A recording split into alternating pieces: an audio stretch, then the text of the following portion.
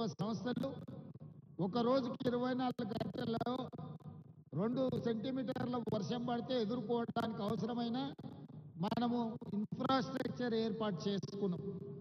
కానీ ఈ మధ్య కాలంలో మీరు అందరు చూస్తున్నారు 2 సెంటీమీటర్లు రోజు కాదు, గంటలో లేదా 2 గంటల్లో 40 సెంటీమీటర్ల వర్షం కురిసే పరిస్థితులు ఈరోజు వాతావరణంలో మార్పు వచ్చినాయి.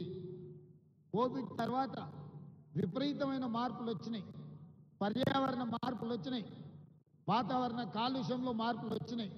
ఈరోజు ఎక్కడ చూసినా వర్షాలు ఉపద్రవం. ఇవాళ ఒక తెలంగాణలోనే కాదు, ఉత్తర భారతదేశం నుంచి మొదలు పెట్టుకుంటే పక్క రాష్ట్రాలలో కూడా ఈ సమస్య తీవ్రంగా ఉన్నది. వీటిని ముందుగానే ఊహించినాం, ముందుగానే ఆలోచన చేసినాం, శాస్త్రవేత్తలతో మాట్లాడినాం.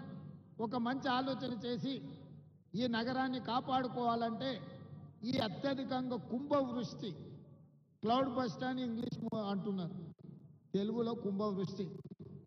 ఒకప్పుడు కుంభవృష్టి వస్తే దివిసీమ ఉప్పెన లాంటి తుఫాన్లు వస్తే ఎంతో మంది కొట్టుకుపోయారు. మన కళ్ళ ముందే హృదయ విదారకమైన పరిస్థితులు మనం చూసినాం. 1908లో ఆనాడు వచ్చిన వర్షానికి హైదరాబాద్ నగరంలో వేలాది మంది చచ్చిపోయారు. ఆనాటి ప్రభు నిజాం ప్రభు అది చూసి ఆయన అసలు అంటే ఆ బాధను భరించలేక అప్పటికప్పుడు ఆలోచన చేసి ప్రపంచ స్థాయిలో సాంకేతిక నిపుణులను రప్పించి మోక్షగుండం విశ్వేశ్వరయ్యకు ఒక బాధ్యత అప్పచెప్పిండు. నా నగరంలో మళ్ళీ ఎప్పుడు వరదలు రావద్దు, నా నగర ప్రజల్ని కాపాడుకోవడానికి నేనేం చేయాలంటే ఆనాడు మోక్షగుండం విశ్వేశ్వరయ్య ఇచ్చిన ప్రణాళికనే ఈ మూసీ నది పరివాహక ప్రాంతం యొక్క అభివృద్ధి.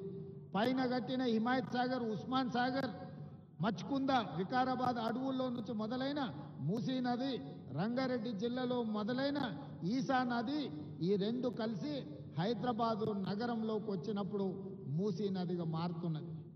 ఒకప్పుడు ఈ మూసీ నది నీటి ప్రవాహంతోనే కలకలలాడేది.